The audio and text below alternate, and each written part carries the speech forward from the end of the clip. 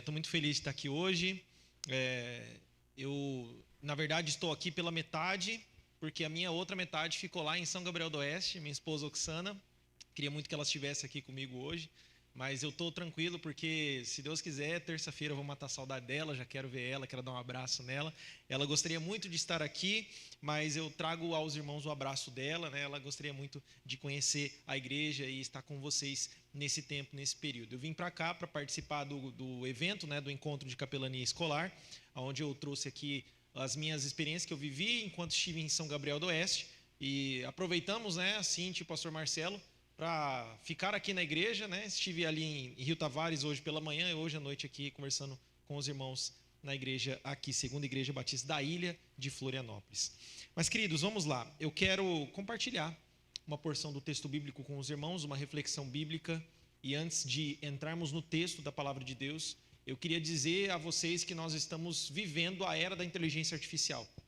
Hoje, a maioria das pessoas tem acesso a inteligências artificiais.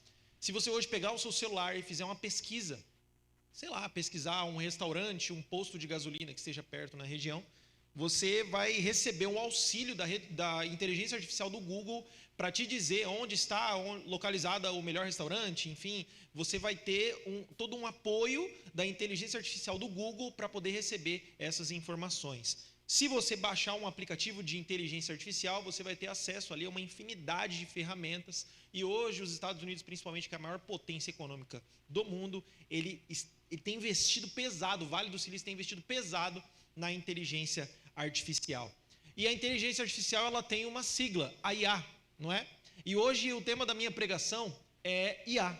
É a mesma coisa, mas não é inteligência artificial. A minha mensagem para os irmãos hoje, nessa noite, comentar e compartilhar com vocês sobre uma igreja artificial. Da mesma forma que tem a inteligência artificial, nós estamos vivendo o tempo da igreja artificial. E essa igreja artificial, ela está no texto de Apocalipse, no capítulo 3. Eu peço que você abra a sua Bíblia, Apocalipse capítulo 3, versículos 14 a 22. Você pode colocar para mim os textos lá, 14, isso. Se tiver a versão NVI, fica melhor ainda. NVI é a versão que eu estou usando aqui. E perfeito, vamos lá. O texto de Apocalipse, no capítulo 3, ele vai abordar as 7 igrejas do Apocalipse. Ela dá início, quando nós lemos o Apocalipse, nós pensamos na besta de 7 cabeças e tal, o fim do mundo, o Armagedon, a guerra dos anjos e dos demônios. Mas o texto de Apocalipse, ele começa com a revelação de Cristo Jesus ao apóstolo João, escrevendo uma carta a cada uma dessas 7 igrejas da Ásia. E aqui nós vamos falar e ler o texto que é direcionado à igreja de Laodiceia, que é a última igreja a qual Jesus direciona essa mensagem. E nós vamos ler o texto, diz assim a palavra de Deus: ao anjo da igreja de Laodiceia escreva: estas são as palavras do Amém, a testemunha fiel e verdadeira, o soberano da criação de Deus. Conheço as suas obras, que você não é frio nem quente. Gostaria que fosse... Pode voltar ao 15. Isso. Gostaria que fosse frio ou quente. Preste atenção nesse detalhe. 16. Pode passar. Assim, porque é morno, nem frio, nem quente, estou prestes a vomitar você da minha boca. Versículo 17. Você diz: sou rico, enriqueci-me e não preciso de nada. No entanto, não percebe que é infeliz, miserável, pobre, cego e nu. Pobre, cego e nu. Eu quero que você guarde isso, que daqui a pouco nós vamos comentar sobre essas características. Dou a você este conselho: compre de mim ouro refinado no fogo, para que você se torne rico. Compre roupas brancas, para que você se vista e não se manifeste a vergonha da sua nudez. Além disso, compre colírio para ungir os olhos, a fim de que possa ver. 19. Eu repreendo e disciplino aqueles que amo, portanto, seja diligente e arrependa-se. 20. Eis que estou à porta e bato. Esse texto todos nós conhecemos, um texto muito conhecido. Eis que estou à porta e bato. Se alguém ouvir a minha voz e abrir a porta, entrarei e cearei com ele e ele comigo. Versículo 21. Aquele que vencer, darei o direito de se assentar comigo no meu trono, como eu também venci e me assentei com o meu Pai no seu trono. O último versículo 22. Quem tem ouvidos, ouça o que o Espírito diz às igrejas. Amém? Feche seus olhos, vamos orar. Senhor Deus, Pai, aqui está a tua palavra que acabamos de ler, aqui está a tua igreja, teu povo. Senhor, que nessa noite eu seja usado pelo teu Espírito Santo e que o que sair da minha boca não seja nada que venha do meu entendimento, nada que venha das minhas vontades, dos meus juízos, mas que venha do Senhor, que eu seja aqui uma ferramenta nas tuas mãos para ministrar a tua palavra no coração dos meus irmãos queridos, e que hoje nós saiamos daqui entendendo o que é viver uma igreja artificial ou não, e buscar no Senhor sermos uma igreja autêntica, verdadeira, e que prega e vive o evangelho do teu Filho Jesus. Em nome de Jesus que nós oramos. Amém e amém. Queridos, vamos lá. O apóstolo João, ele vai terminar essas cartas, né, às igrejas ali da Ásia, destinadas às igrejas da Ásia, com essa carta à igreja de Laodiceia. E a igreja de Laodiceia, ela está localizada numa cidade chamada Laodiceia, que é uma cidade muito relevante na região onde ela estava. Eu quero fazer aqui um contexto histórico, né, geográfico, para você entender como funciona a cidade de Laodiceia, como funcionava a cidade de Laodiceia no tempo em que a igreja esteve ali. A cidade de Laodiceia é um centro bancário, então é um centro financeiro. As pessoas iam para lá para poder fazer investimentos, enfim, era um centro bancário e era também um polo medicinal. As pessoas também iam até lá para buscar remédios e etc. Era uma região, era uma cidade onde tinha essas facilidades, tanto financeira quanto médica. As pessoas iam se tratar na cidade de Laodiceia, as pessoas iam depositar os seus valores ali nos centros bancários da cidade de Laodiceia. E também a cidade de Laodiceia, ela era abastecida por 2 aquedutos, né? Naquele tempo não tinha esgoto, então os aquedutos eram que abasteciam a cidade de Laodiceia, eram 2. O primeiro era o que vinha da cidade de Colossos, era uma água fria, refrescante, e também tinha um outro aqueduto que era o que vinha de Hierápolis, que era uma água quente e uma água medicinal. Então perceba, a cidade ela era abastecida por 2 fontes de água, uma quente e uma fria. E ela também era famosa pela sua riqueza, ela era muito rica. Como eu disse, era um centro bancário, as pessoas iam ali para depositar os seus valores, para fazer investimentos e para ganhar dinheiro. Era a cidade das oportunidades daquela região. Hoje você vai pensar uma cidade como São Paulo, você vai para São Paulo para ganhar dinheiro, né? As pessoas elas vêm do Nordeste, vêm do Centro-Oeste, vêm do Norte para ir até a região Sudeste, principalmente na cidade de São Paulo, para ganhar dinheiro, para ganhar oportunidades, né? E a cidade de Laodiceia, ela está num contexto parecido. Embora ela estivesse numa região onde tinham muitos terremotos, ela passou por um terremoto muito grande que quase destruiu a cidade inteira, né? Fez uma catástrofe gigantesca. Mas por conta de todas as suas riquezas e de todas as suas reservas financeiras, eles conseguiram se levantar mesmo negando a ajuda do Império Romano. Ela estava ali no contexto do Império Romano, era dominada pelo Império Romano. E quando aconteceu essa catástrofe, o Império Romano disse: nós vamos ajudar, nós vamos investir dinheiro para que vocês possam se reconstruir. É benefício para nós que vocês estejam bem estruturados na infraestrutura. A cidade de Laodiceia disse: nós não precisamos do dinheiro de Roma, nós temos as nossas finanças e nós vamos reconstruir a nossa cidade, demonstrando que era uma cidade rica, uma cidade próspera, uma cidade que não tinha problemas financeiros. Uma outra característica dessa cidade é que ela era uma indústria têxtil. Ela tinha também ali naquela região, naquela cidade, muitas fábricas de tecidos, né? E ela era conhecida por produzir uma lã luxuosa da cor preta, que era usado em tecidos e roupas reais, nobrezas. Os povos da região ali, os países vizinhos, eles iam até Laodiceia para comprar uma lã preta bonita, luxuosa, que trazia ali um glamour, era uma imagem. Então, ela era famosa também por produzir esse tipo de lã e pela sua indústria têxtil. E lembra que eu disse que ela também é um polo medicinal? A cidade de Laodiceia ela ficou muito famosa pela produção de um colírio, chamado pó frígio, né? Ele era exportado por todo o Império Romano. Então, eles pesquisaram e descobriram um colírio que fazia com que os problemas de visão, os problemas, né, dos olhos, eles eram amenizados, eram diminuídos, e então você conseguia enxergar melhor. Olha só que legal, eles eram inventores, eles eram pesquisadores, eles eram cientistas assim fantásticos. Então esse é o contexto da cidade de Laodiceia. E nós estamos falando da igreja, certo? A igreja de Laodiceia está numa cidade muito rica. E as pessoas que frequentavam a igreja de Laodiceia eram pessoas da mesma forma muito ricas, muito prósperas. A igreja também era rica, a igreja era autossuficiente, a igreja era independente, a igreja era cheia de talentos, a igreja tinha 3, 4 escalas de louvor, a igreja tinha o melhor equipamento de som, a igreja tinha o melhor data show, a igreja tinha as cadeiras mais confortáveis, a igreja tinha a melhor estrutura de som, a igreja tinha tudo que ela precisava para poder pregar o evangelho e para ser relevante na sua cidade, mas ela era uma IA, uma igreja artificial. E essa igreja, essa carta especificamente do apóstolo João, essa carta que vem de Jesus, direcionada ao apóstolo João para as igrejas, ela vai nos ensinar lições importantes para não agirmos da mesma forma, né?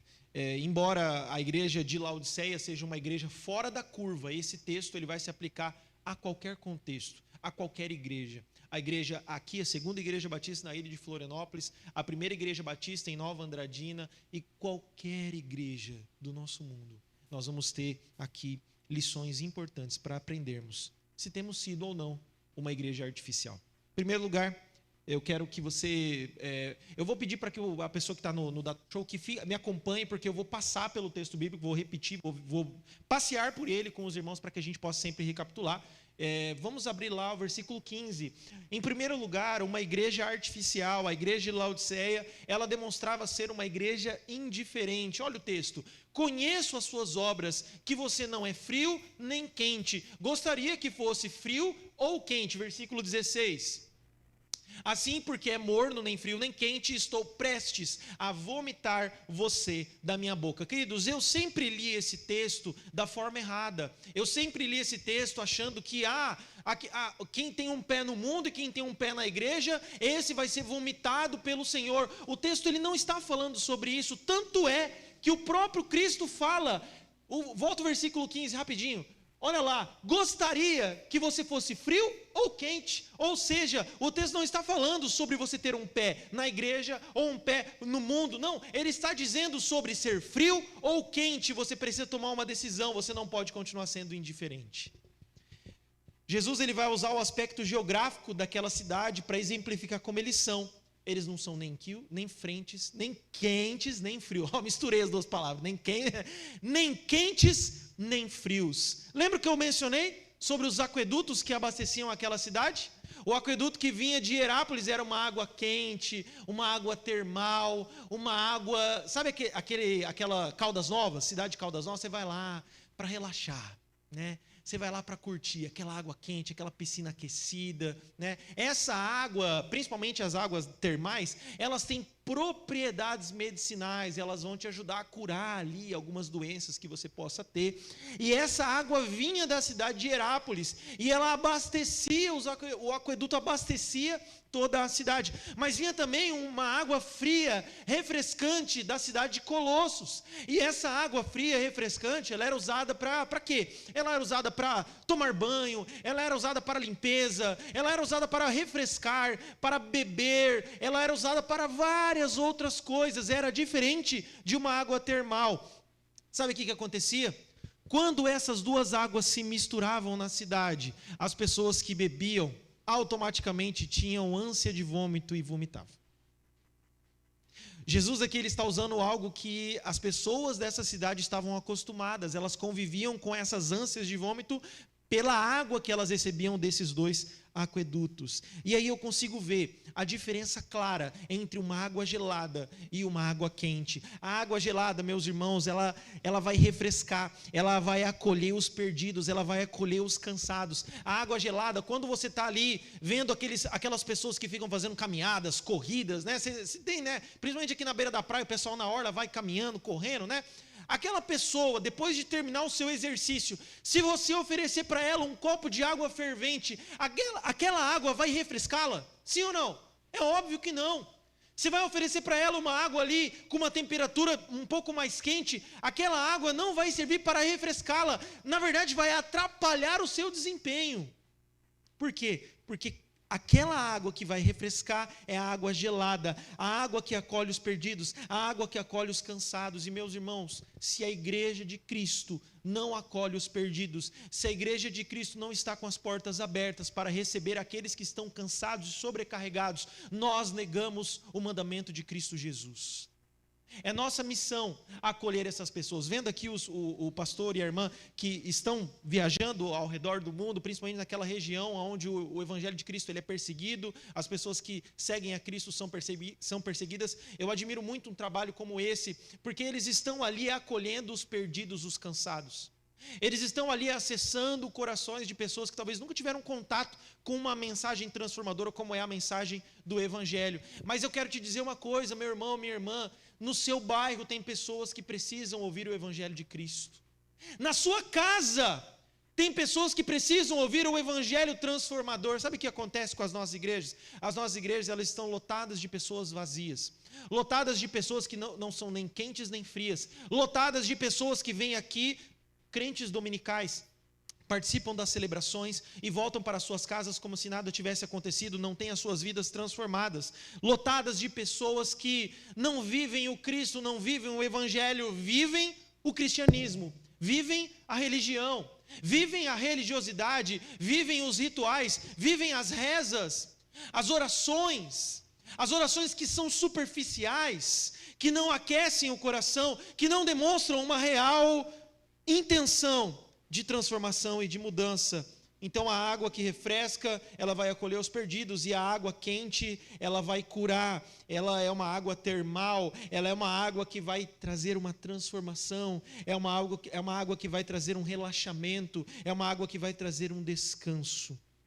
E uma água que não é nem quente e nem fria, é inútil, porque ela não olha para ninguém. Uma água morna, ela não serve para nada. Quem é que gosta de café? Levanta sua mão. Quem gosta de café? Café. Pô, né? A maioria das pessoas gosta de café. Você já tomou café morno? Diga para mim se é uma delícia. Você chega em casa e fica, nossa, pastor Marcelo, estou ansioso para tomar um café morno. Ninguém faz isso. Ninguém gosta. Você vai vomitar. O café morno não é gostoso porque ele foi feito para ser tomado e ingerido quente. Não é? O café gelado até dá também, porque tem um café gelado, você vai no Starbucks, né, você pega lá um café gelado, vou tomar um café gelado, também é gostoso, você vai. Agora, morno, aquele café gelado que você pediu no Starbucks, ele vem, passou o tempo, o dia inteiro, já derreteu todo o chantilly, você vai tomar aquele negócio, você não está gostoso, porque ele não foi feito para tomar daquela forma. Irmãos, nós enquanto igreja temos sido assim. Nós temos olhado para as pessoas e não temos acolhido elas. Nós temos perdido a nossa real função enquanto igreja e temos sido indiferentes às pessoas que entram por aquelas portas. O tempo todo entram pessoas pelas igrejas, o tempo todo. E da mesma forma que muitas delas entram, elas voltam e vão embora para suas casas, porque não foram alcançadas por uma mensagem de transformação. A minha mensagem de hoje não é uma mensagem evangelística, não é uma mensagem onde eu vou apresentar para você o Cristo, porque eu vendo aqui os irmãos, eu acredito que a grande maioria de vocês já conhecem o Cristo e já sabem que o Senhor Jesus salva, transforma, e o Espírito Santo de Deus convence-nos do pecado, da justiça e do juízo. Todos nós estamos falando a mesma língua. Essa é uma mensagem para a igreja de Cristo, para que você se desperte e deixe de ser indiferente, porque uma igreja indiferente ela é composta por membros indecisos. Olha só, é uma igreja composta por membros que não abandonam a perversidade, mas querem cear. Quando tem aqui o culto de Santa Ceia, pastor Marcelo, quando o culto de Santa Ceia aqui é o primeiro domingo, geralmente, do mês? Né? Aquela mesa linda, preparada, todos os elementos estão ali. E aí eu vou lá todo pomposo, com a minha melhor roupa, tomar do pão do Senhor e do suco de uva e cear e demonstrar que eu estou em plena comunhão com Cristo, com a igreja e com os meus irmãos. Mas essa mesma pessoa que vem cear em casa está agredindo a sua esposa. Essa mesma pessoa que vem cear está afundada em uma vida de pornografia. Essa mesma pessoa que vem cear, a sua vida está afundada em todos os tipos de vícios, mas ela quer cear, mas ela quer participar da mesa do Senhor, não abandona a sua perversidade, mas quer cear. Essa é uma igreja composta de membros indiferentes. membros que são adúlteros e não aceitam correção, sabe? Eu sou pastor há 6 anos, completei 6 anos agora em setembro, desde o dia da minha ordenação. Estou há 4 meses numa nova igreja, me adaptando ao contexto, tenho sido muito feliz, Deus tem me abençoado muito na igreja onde estou, e eu vou dizer aos irmãos queridos, eu já vi todo tipo de gente nessa minha caminhada, porque eu sou pastor há 6 anos, mas eu sou filho de pastor, então desde que eu me conheço por gente, eu estou dentro de uma igreja. Então eu sei como é o ambiente da igreja, o dia a dia, as pessoas, eu sei o que é isso. E a igreja hoje está lotada de membros que não aceitam correção. Sabe aquele membro dodói, né, pastor Marcelo? Aquele membro que você vai puxar a orelha dele, independente da idade, não, quem o senhor pensa que é? Talvez você pode estar pensando assim, Mateus, quem é você? Você viu lá no Mato Grosso do Sul, nem filho você tem, você quer ficar ensinando a gente a ser crente? Esse é o membro indiferente, o membro morno, que não aceita a correção do Senhor, que não aceita ouvir uma palavra que vai de encontro aos seus costumes, aos seus prazeres, e não aceita, não quer ser corrigido. São membros rebeldes que ignoram as escrituras. Está escrito, mas eles ignoram o que está escrito. São imorais e, ao mesmo tempo que são imorais, são moralistas. Assim, como é que eu vou dizer? É uma grande controvérsia, é uma grande hipocrisia. Aqueles que são os que mais apontam os dedos são os mais imorais. Aqueles que mais dizem, você tem que ser excluído da nossa igreja, são aqueles que guardam os segredos mais promíscuos. E nós estamos lotando as nossas igrejas de membros promíscuos, mas são os primeiros a apontar o dedo para o outro, que está errando, está pecando, está caindo. Eu vim lá de Nova Andradina, saí de lá, o pastor Marcelo e a Cíntia pagaram a minha passagem para vir aqui, porque o Espírito Santo quer falar ao seu coração nessa noite. Não é sobre intensidade, não é sobre quanto mais frio eu estou, mais longe de Deus estou, e quanto mais quente eu estou, mais perto de Deus eu estou. Não, é sobre a intenção do seu coração. O que é que tem direcionado o seu coração até esse ponto? Nós precisamos ser uma igreja de portas abertas a todos. Aí o que acontece? As nossas igrejas estão abertas, entram pessoas, e os membros que são completamente indiferentes sentam nas suas cadeiras e ficam mexendo no celular o culto todo. Os membros que são indiferentes sentam nas suas cadeiras e ficam olhando a roupa da irmã que estava ministrando louvor. Os membros indiferentes sentam nas suas cadeiras e ficam reclamando daquela música. Nós deveríamos cantar uma música tal. Essa música que cantou, o irmão que tocou teclado aqui, eu acho que ele faz muita firula, eu acho que ele tem que tocar outros tipos de músicas. Nós estamos aqui, nós somos indiferentes. Nós não estamos sendo nem frios nem quentes, nós seremos vomitados da boca do Senhor, porque a nossa real intenção é pregar o Evangelho de Cristo, é uma mensagem de transformação, e o que nós estamos fazendo, nós estamos transformando a igreja num clube de crentes, não é? Nós transformamos a igreja num clube de crentes, onde nós nos reunimos todos os domingos para conversar, para bater papo, para comermos juntos, para aproveitar aquele momento de alegria, de comunhão, de amizade, mas a palavra de Deus ela fica em segundo plano. O pastor tem 25 minutos para pregar. E se ele pregar 26 minutos, eu levanto e vou embora. É desse jeito. A palavra de Deus ela é colocada de lado. E nós estamos mais preocupados com a pizza que vamos comer depois do culto do que com a palavra de Deus que alimenta a nossa vida. Mas é uma igreja indiferente. Vamos continuar. Vamos para o versículo de número 17.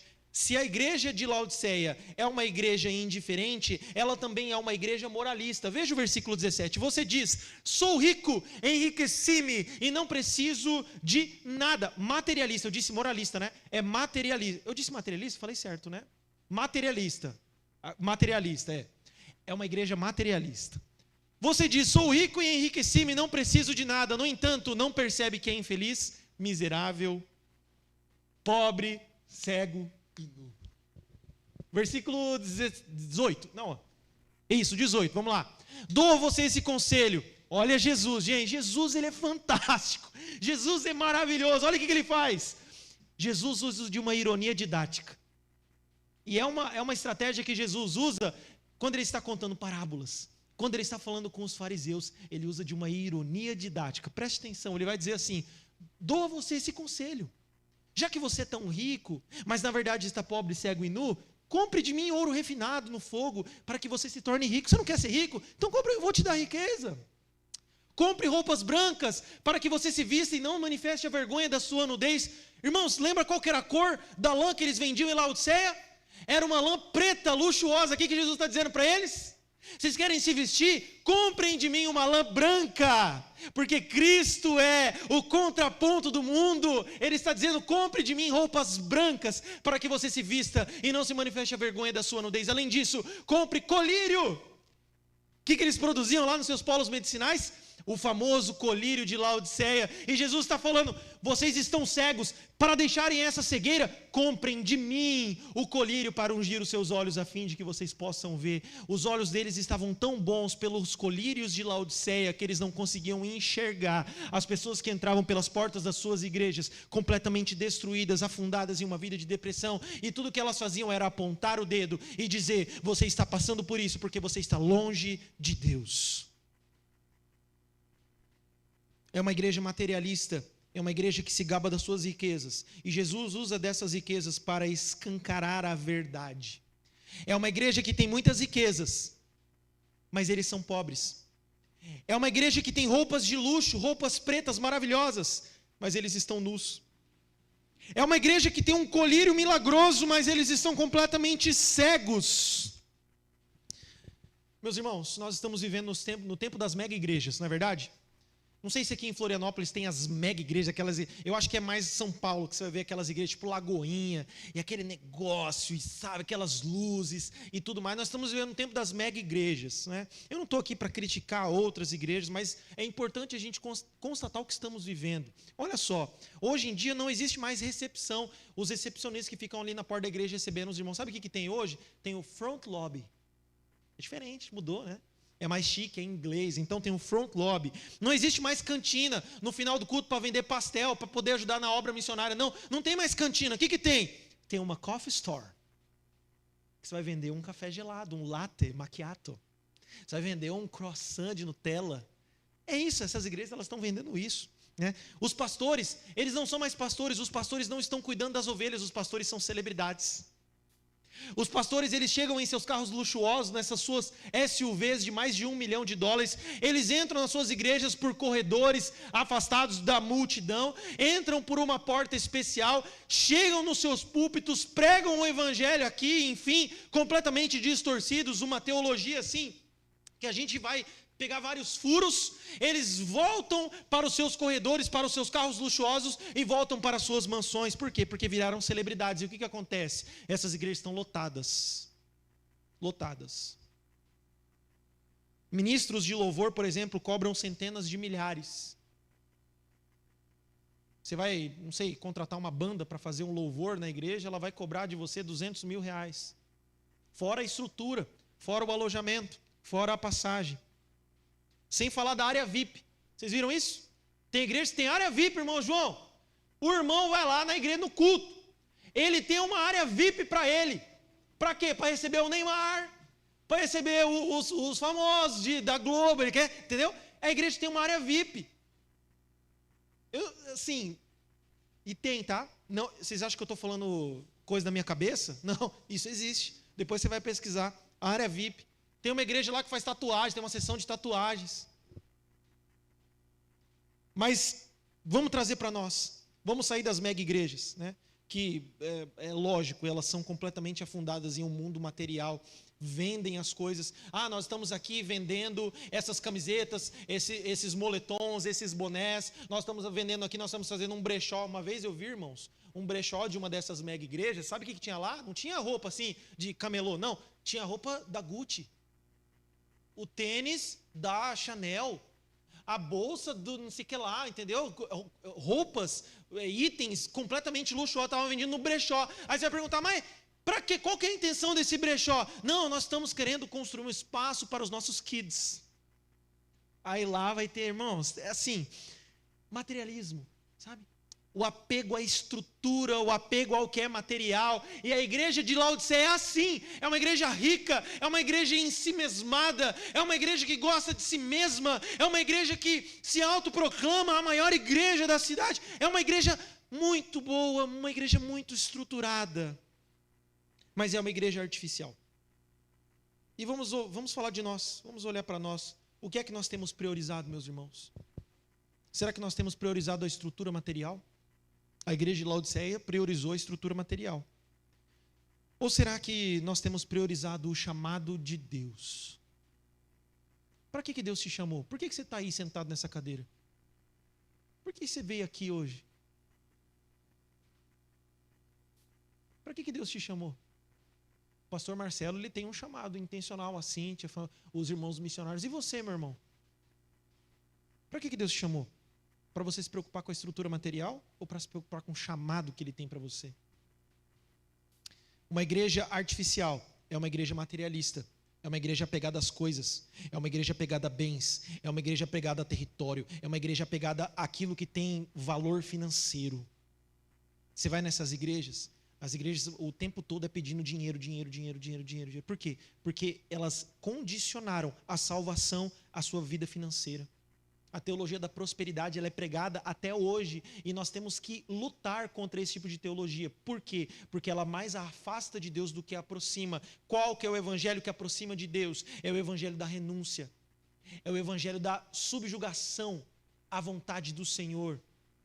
E nós queremos colocar o nosso Deus dentro das nossas garrafinhas. Nós queremos colocar o nosso Deus dentro das nossas caixinhas. Deus, Ele tem que cumprir as minhas vontades. Eu dei o dízimo, então eu tenho que ser abençoado. Eu estou indo nos domingos todos à igreja do Senhor, então eu tenho que ter a minha família toda convertida. Deus, aonde está você? É uma igreja materialista. É uma igreja apegada a bênçãos, mas que se afastou há muito tempo daquele que é o abençoador. Nós não podemos viver uma vida assim, queridos. Em terceiro e último lugar, para encerrar. O versículo 19, coloca para mim, por favor, versículo 19. Eu repreendo e disciplino aqueles que amo. Portanto, seja diligente e arrependa-se. Queridos, a terceira e última característica de uma igreja artificial é uma igreja negligente. Negligente é o oposto, é o antônimo da palavra diligente. E por que nós temos que ser diligentes e não negligentes? Porque aqui Jesus está mostrando que só corrige aqueles que Ele ama.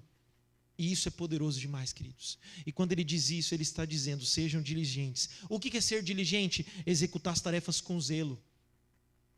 Meu irmão, se a sua tarefa é carregar as cadeiras, seja o melhor carregador de cadeiras.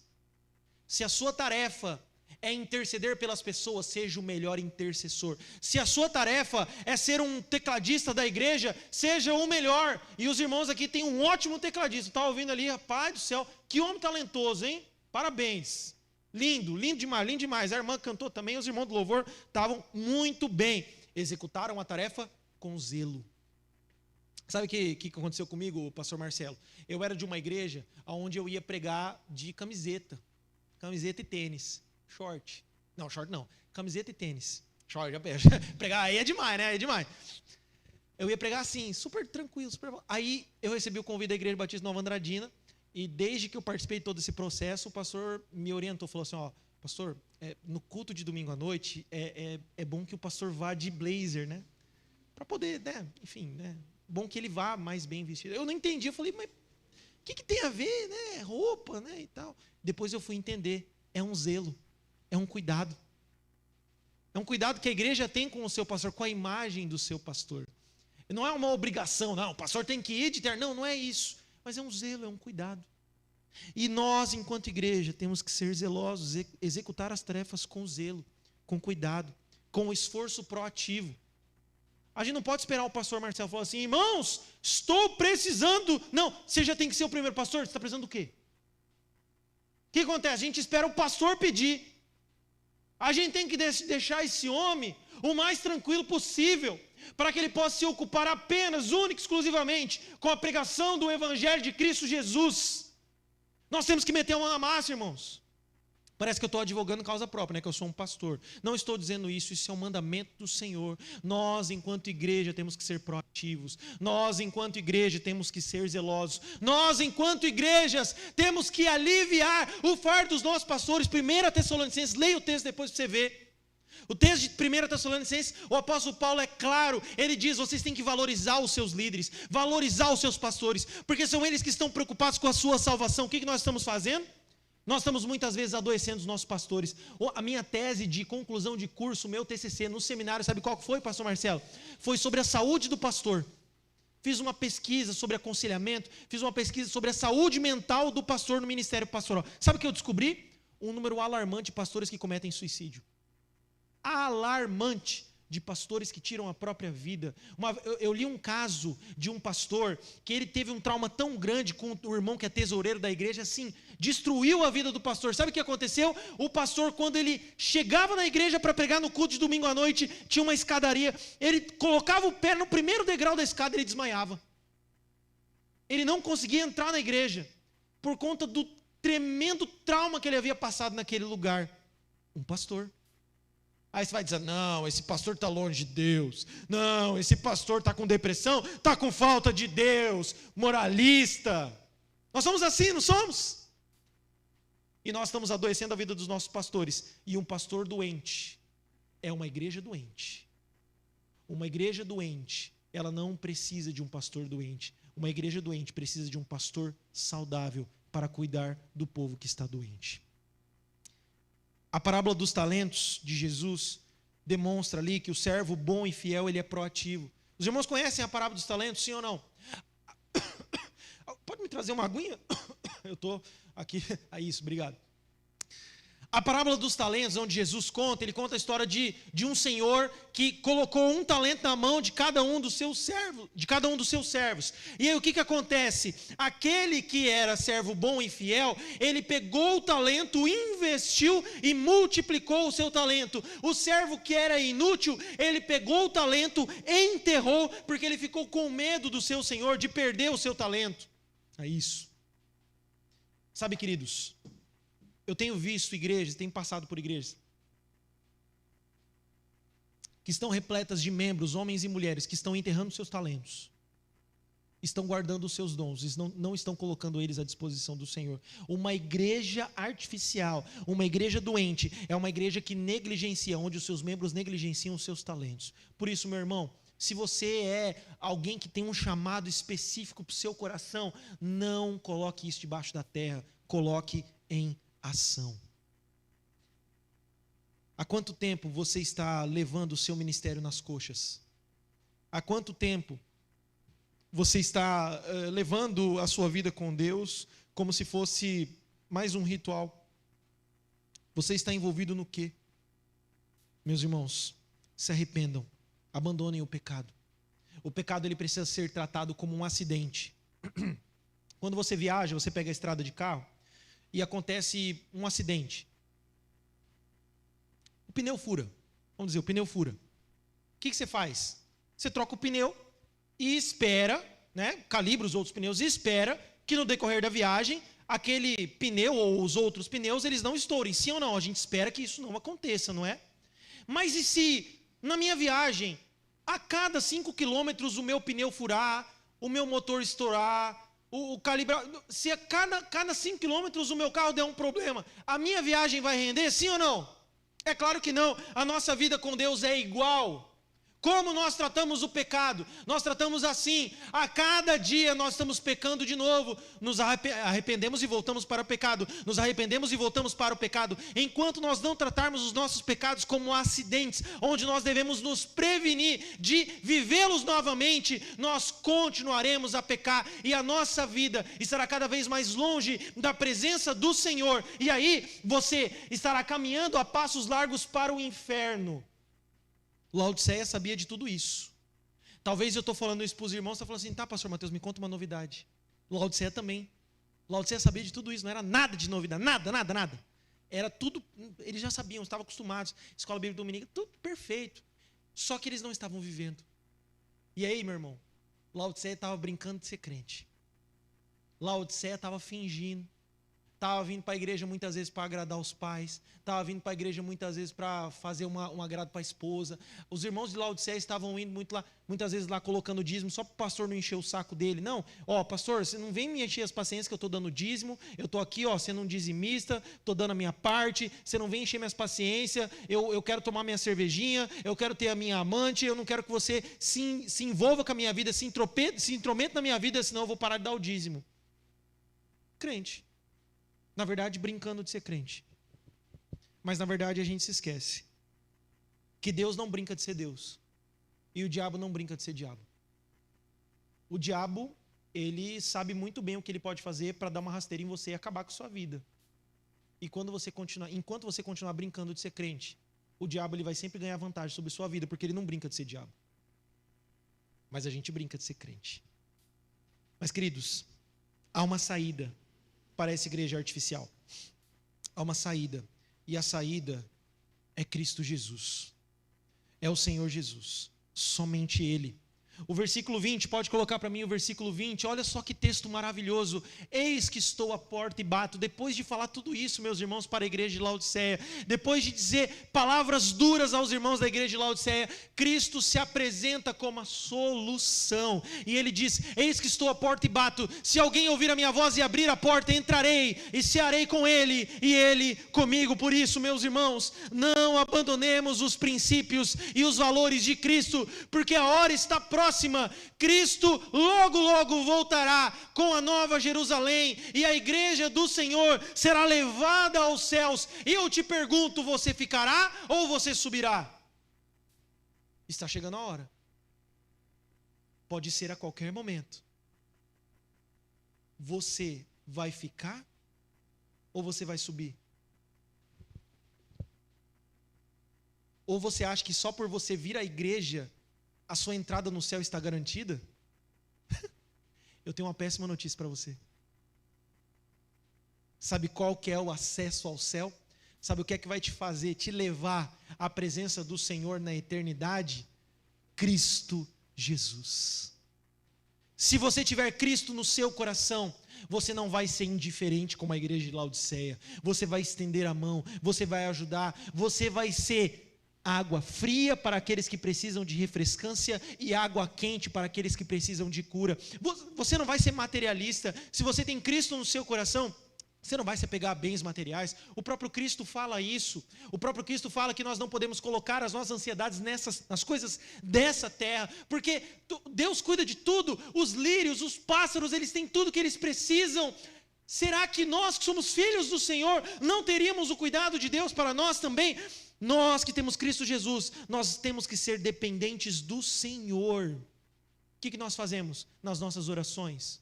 Senhor, que seja feita a sua vontade, mas eu vou fazer as coisas do meu jeito. Deus, que seja feita a sua vontade, mas eu vou investir dinheiro nisso aqui. Se o Senhor gostar ou não, não me interessa, mas eu quero que o Senhor me abençoe.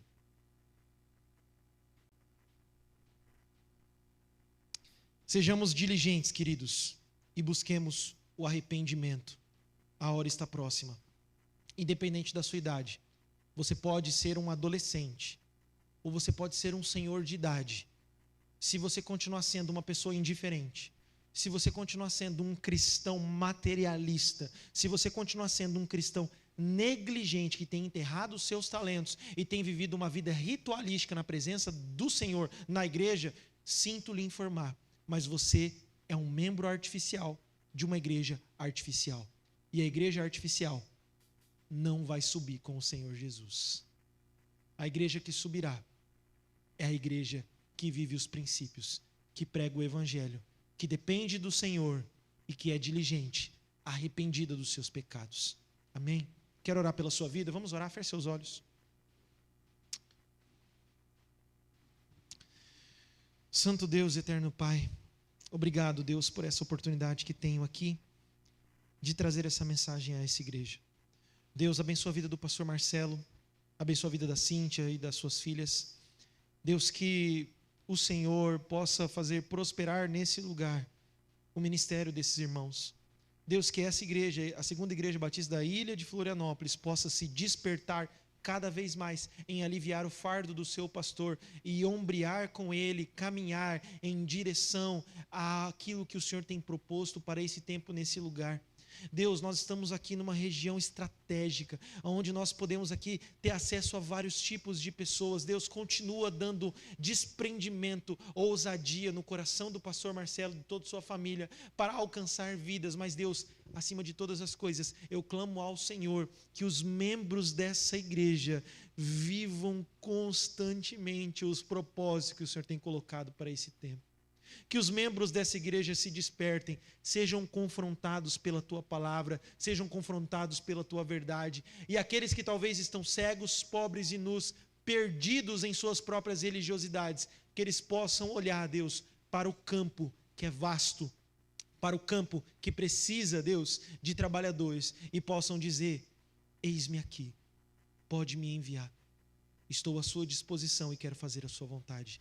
Deus, continua usando essa igreja, e que essa igreja, Deus, viva um tempo de transformação, que essa igreja, Deus, viva um tempo onde essas cadeiras, elas serão insuficientes para a quantidade de pessoas que virão até aqui, ouvir uma mensagem de transformação de vidas, ouvir uma mensagem que vem da tua cruz, da cruz do teu filho, aonde ele derramou o seu sangue para que nós fôssemos limpos dos nossos pecados. Nos dê uma boa noite de sono e descanso, pois oramos assim, em nome de Jesus. Amém e amém. Amém, queridos. Pastor, muito obrigado pela oportunidade. Para mim é uma honra muito grande estar aqui com os irmãos queridos. E talvez se eu falei alguma coisa que machucou você, pode ir lá falar com o pastor Marcelo, que eu vou embora mesmo. Pode ir lá falar com o pastor Marcelo, eu vou embora, né, pastor Marcelo? Você que vai colher, né? Então Deus abençoe. Obrigado mais uma vez a todos os irmãos aí. Essa é uma igreja abençoada e eu vou levar o carinho dos irmãos lá para o Mato Grosso do Sul. Pastor Mateus, que Deus continue te abençoando na ministração da palavra. Vou chamar aqui o irmão Hélio, para que a gente possa terminar esse momento com pós-lúdio, celebrando ao Senhor. E essa é uma palavra de encorajamento, uma palavra também de transformação. Nós estamos fazendo parte do que Deus está fazendo, e se arrepender diante de Deus é o nosso privilégio. Viver os propósitos do Senhor, viver de acordo com a sua vontade. A igreja verdadeira está aqui. Estamos juntos nessa missão. Se de alguma forma algum desses aspectos fez parte da minha vida até esse momento, já não faz mais. E nós vamos cantar. Enquanto cantamos, enquanto estamos nos colocando diante de Deus cantando, nós estamos também virando a página. É uma nova vida. Porque Jesus, ele traz a esperança. Ele é a resposta. Meus amados, que pastor Mateus leve um abraço lá para a sua cidade. Quando nós estivermos orando aqui pelo pastor Mateus, pelo pastor César, irmã Thaís, é a missão que está sendo pregada, a palavra de Deus que está sendo pregada é a palavra da igreja viva. E nós estamos juntos lá em Nova Andradina. Nós estamos juntos lá na África. Nós estamos juntos porque estamos unidos pelo Espírito Santo de Deus. Vamos cantar?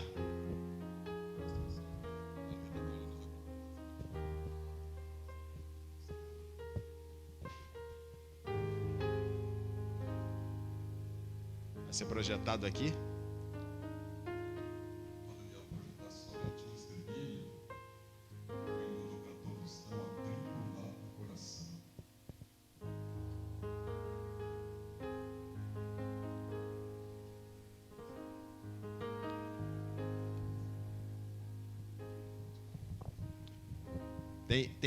Tem a música inteira aí?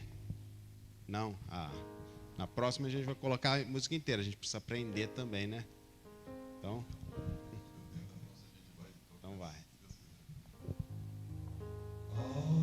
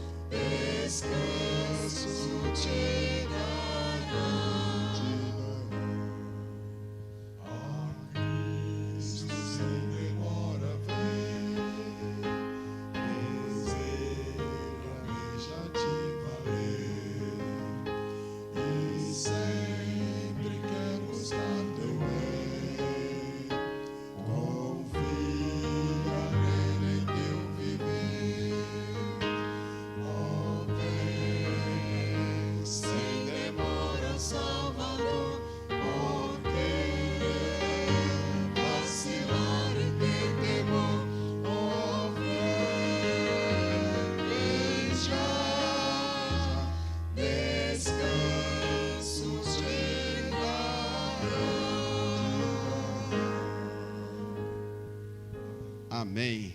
E olha que não teve ensaio, quando tiver então, né? Amém. Deus a todos abençoe. Vamos orar mais uma vez?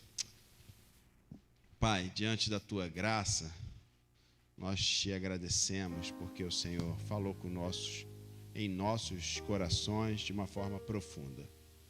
Te agradecemos, Senhor, pela instrumentalidade do pastor Mateus, um jovem de 32 anos que está anunciando a Tua palavra.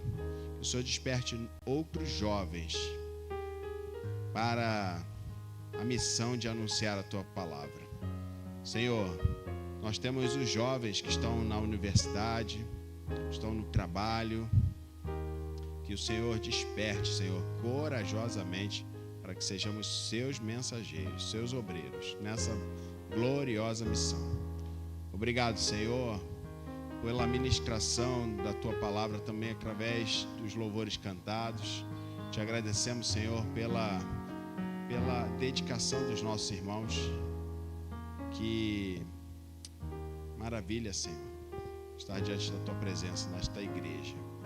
Senhor, que o Senhor traga não só crescimento numérico, mas que tenhamos também, Senhor, crescimento em espírito e em verdade, na Tua augusta e soberana presença, em nome de Jesus.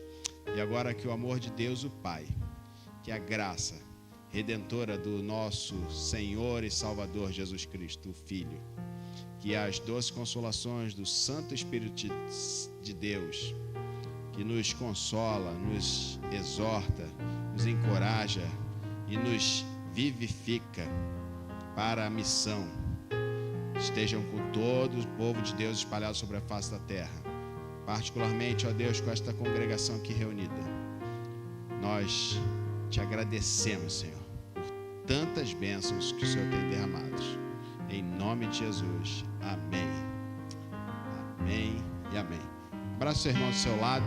Que Deus te abençoe durante essa semana. Quarta-feira temos o culto de oração aqui, às 19 horas.